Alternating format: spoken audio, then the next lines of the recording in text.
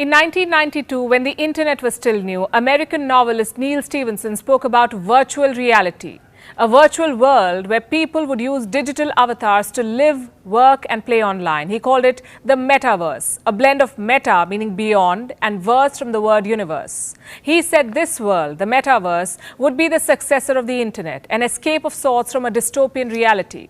What kind of dystopian reality?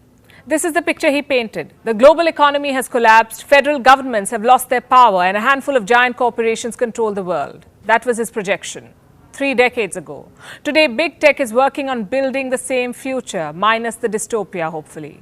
As we speak, tech giants like Apple, Microsoft, Google and Facebook are racing to claim the Metaverse, a virtual universe that will coexist with the physical one. Facebook has even changed its name to Meta to stay on top of the curve.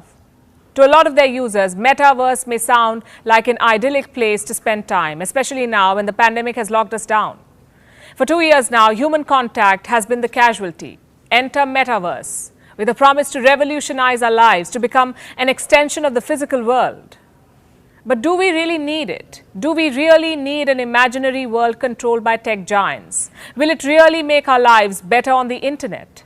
Or will it manipulate our perception of reality? Hello and welcome to Gravitas Plus. I'm Palki Sharma Upadhyay. 2022 is poised to be the year of the Metaverse, a technology-based augmented reality space that could change how we live and interact forever.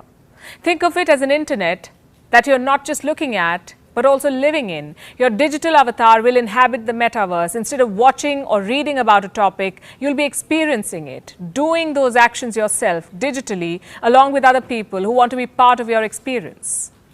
Let me simplify it further. Imagine you're under lockdown, stuck far away from your family. How do you stay in touch with them?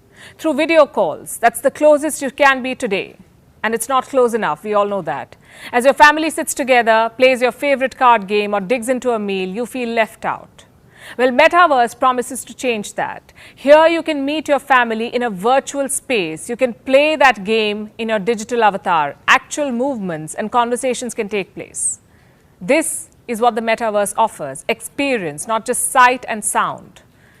And the concept is not really new. Video games have had it for a while now. Ask your cousin or niece, she may already be a digital land baroness or the owner of a giant doll corporation. Some of the biggest gaming companies in the world, like Roblox, Fortnite and Grand Theft Auto, have already built their own virtual worlds with their own virtual economies, their own virtual currencies, storylines, characters.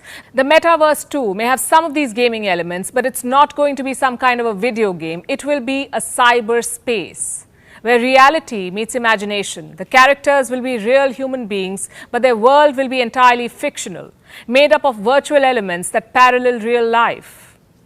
At least that's what the proponents of the Metaverse say, like Mark Zuckerberg. According to him, the Metaverse will be like a teleportation device where you can explore a virtual world while being physically present at home.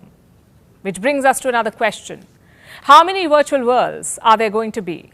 Will there be one Metaverse or different Metaverses?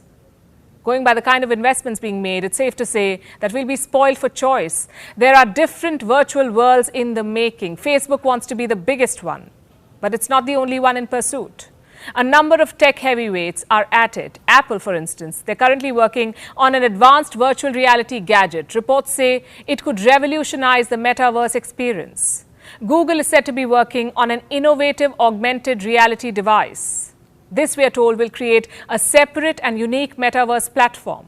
Microsoft has also joined the race. It's creating a digital world called Mesh. This will incorporate virtual experiences directly into Microsoft Teams.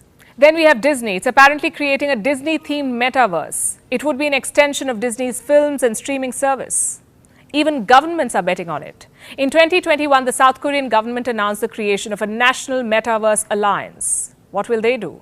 Bring different virtual worlds under one umbrella. Barbados is one step ahead. It plans to set up an embassy in the Metaverse, believe it or not. Last year, they signed an agreement. They tied up with a crypto-backed virtual world to set up a digital diplomatic mission. In the United States, the city of Santa Monica did something similar. It partnered with a Metaverse company to launch a digital version of Santa Monica, a version where players can win rewards by collecting items hidden at various locations in the city.